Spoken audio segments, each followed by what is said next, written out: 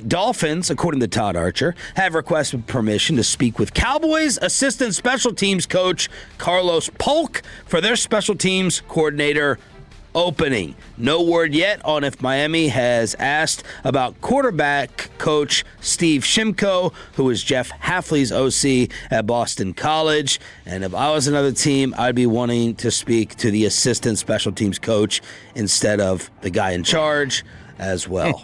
Does that... And this is something that I guess we haven't talked a lot about.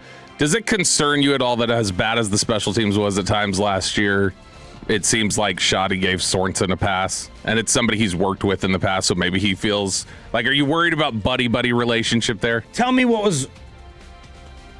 I have a couple answers, but I want to hear from you. Tell me what was wrong with special teams. I think they were just really undisciplined in a lot of instances. It was dumb penalties. It was, and he would talk about it during his press availability that he said, I remember specifically, I think it was a Flanoy penalty that had happened, where he said there was a really bad illegal block in the back, and he's like, hey, Flo, you can't do that. And he goes, I didn't do it. I did this. And he's like, and then we went back and we watched the tape, and that's not what he did. And so we had to tell him, okay, that's not what you did. I'd rather you not block anybody than do that, because now you're causing. And so I know he was frustrated at times. So maybe Shoddy looks at it as like he's trying to instill discipline. It's just a reckless group that we're trying to get under control. But it was not a great unit. And then, I mean, they did have problems in the return game at times. And the Cavante Turpin, do I fair catch or not? There we go. I thought, the two easiest answers from a fan standpoint is Aubrey with misses towards the end and Cavante Turpin's judgment. If those are your answers, my follow-up was going to be, okay, well, how much are you really going to blame Sorensen? Can it be an easier fix? Now, you need to coach Cavante on all those bad decisions and judgment, but can that be an easy fix if you somehow, some way move on from Cavante Turpin? And then what are you really going to say about coaching up Brandon Aubrey? But Schottenheimer at the end of the season press conference talked about flags and penalties. And I guess I just didn't watch and remember their special teams throughout the year saying, oh, my God, all these things are problems because I was too busy focusing on Cavante. That's what you focus on with special teams. Like, you focus on the return game and the kicker. That's really it. Maybe a little bit. And, how many times did you get your punt blocked? A little bit of the punter. That's it, right? That's what you're focused on. You don't necessarily focus on. Where do they land in terms of special teams penalties on them?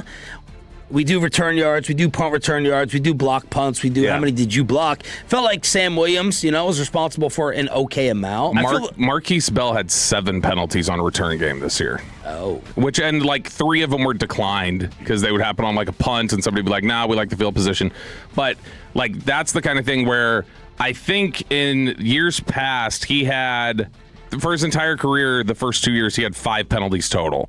He had 7 just on special teams last year. So, again, that may not be on Sorensen. That's at some point, it's players got to play and players got to do what they got to do. But it feels like there's a lack of discipline on that unit at times, and that would seem to be Sorensen. I feel every time I watch a return of, and it doesn't go just for the Cowboys, it's any team, I'm basically holding my breath waiting for a penalty. Yeah, it's just like, okay, because it just seems like, when it's a holding penalty, all right, you know what happened. It seems like on the special teams penalties, it's like, okay, it's a matter of did they see something or not. Yeah, because it's the only touchdown, it's the only play in the NFL generally. It's a scatter drill. Where when you score, the first declaration from the announcer is no flags. Yeah. They don't typically do it on an 80-yard touchdown run or anything like that. But if it's a return, you just assume, well, somebody must have held because flags are always thrown on big returns. It's hard for me to call for Sorensen's job and overreact after 1 year, after we've had respected names like Bones Fossil here, and there's plenty of times I was not happy with that unit. So, assistant special teams coach wanting to be interviewed by the who did I say it was by? Dolphins. By the Dolphins. The Vikings have signed Brian Flores to a new contract, but, according to Ian Rappaport, he's still a candidate with the Steelers and Ravens head coaching jobs. So basically they said, we got you in place as DC, but if the Steelers or Ravens hire you as head coach, you take those jobs. So Flores right now remaining in Minnesota, which always made sense. It's like, why is he talking to the Commanders and these other teams about defensive coordinator? He either has to be unhappy with some aspect in Minnesota, maybe feel like the head coaches in those other cities are going to get pushed over the ledge, or they were just going to pay him that much more. Yeah, and talking to some people the last couple of days, I was trying to figure out, like, okay, why wasn't Dallas kicking him around? I had heard Dallas would have been interested in him, and Dallas would have liked him. And apparently that's what it came down to, is Dallas just like, we know he's not going anywhere. Like he's either taking a head coaching job or he's staying in Minnesota. Basically, they had gathered that anything he did defensive coordinator-wise was not a legit interview for them, and they were just like, yeah, we're focused on this because he wants a head coaching job or he'll just go back to the Vikings. Cowboy fans will be jealous because the Packers are interviewing defensive backs coach Al Harris for their defensive coordinator job. And Jake Ferguson, new Pro Bowler, right after our segment yesterday. And by the way, that does not make our segment wrong. No, it doesn't. It's just funny timing that like 4 minutes later, the Pro Bowl's like, yep, him. He was good enough. Yeah. But Ferg, he's not doing enough work on his grandfather? No, Grandpa is a problem out there. His grandfather, for those of you that don't know, is none other than legendary Wisconsin coach Barry Alvarez. And Barry Alvarez was talking to ESPN Wisconsin. To be a legend and win 9 games a year. He was talking, just like if you would have won 9 games up until Signetti, you would have been a legend at Indiana, too. But Barry Alvarez was talking to ESPN Wisconsin, and they had asked him, hey, who's the guy? Who should be the guy here in Green Bay?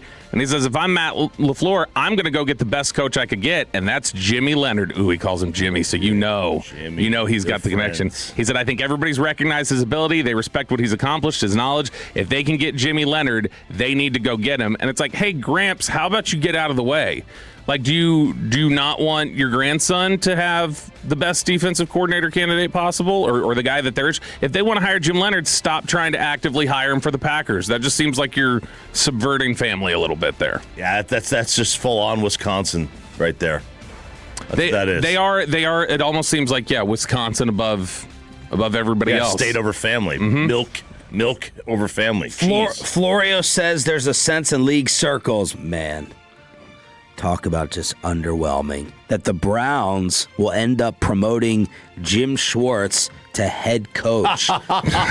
As one source puts it, the Browns ultimately have to weigh promoting him against potentially losing him. So they're too afraid of replacing him at D.C. to where they're like, well, we better just go ahead and promote him the head coach to lead this entire thing.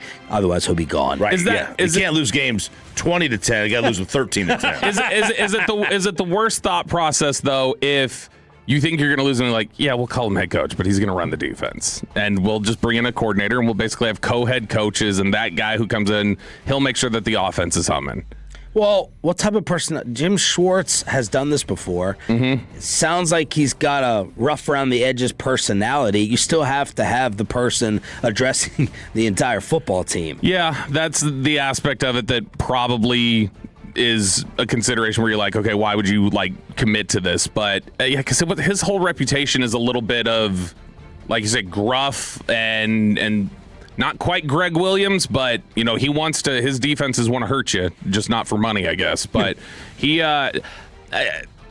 Maybe it could work out if the defense is just really committed to, and I imagine if Myles Garrett is like, I like him, I want him to stay, y'all make sure he stays. They're going to do anything Myles Garrett says as well. The Chiefs agreed to terms with Eric Bieniemy as the offensive coordinator, and now I think we're going to reopen the whole conversation years ago when we were talking about Bieniemy getting screwed with no head coach interviews, offers, and jobs.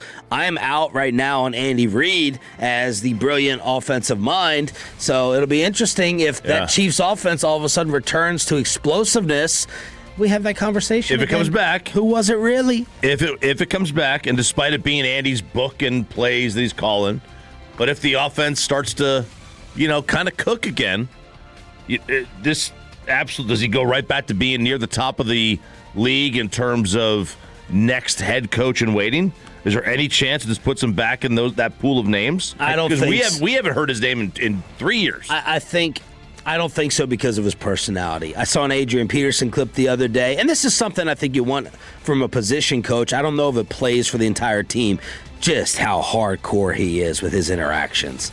I mean, I can easily see a group, players, a team not loving that. Have you seen him lately? No. Boy, the coaching searches aged this man. He's white, just full on Santa Claus beard. Looks like Kyle Shanahan. No, but I can't remember what it was, Aaron Schatz or Seth Walder, one of the analytics people. They were talking about Andy Reid at the end of the season, and they were like, the game passes everybody by at some point. There reaches a point where coaches are no longer keeping up, or they're dedicated to certain things that don't work anymore. It happens to everybody, and the concern for a lot of people who look at the analytics and different things like that is they're worried that's Andy now, is that Andy might be kind of not adjusting as quickly as he needs to, or coming up with the right answers. Just like it hit with a lot of people feel like Belichick at the end was just, he no longer had the answers that he previously did. But yeah, I mean, if Bieniemy can come in there and jumpstart anything, that would obviously change the equation a little bit. They also need weapons in Kansas City, and not the ones that, their players carry in their laps. People are thinking that Travis Kelce is coming back now after I thought he was retiring, because he's like, it'll be great to see Bieniemy back in the building, and he was talking like he was going to maybe be a part of that. So we'll see what Tay ends up deciding.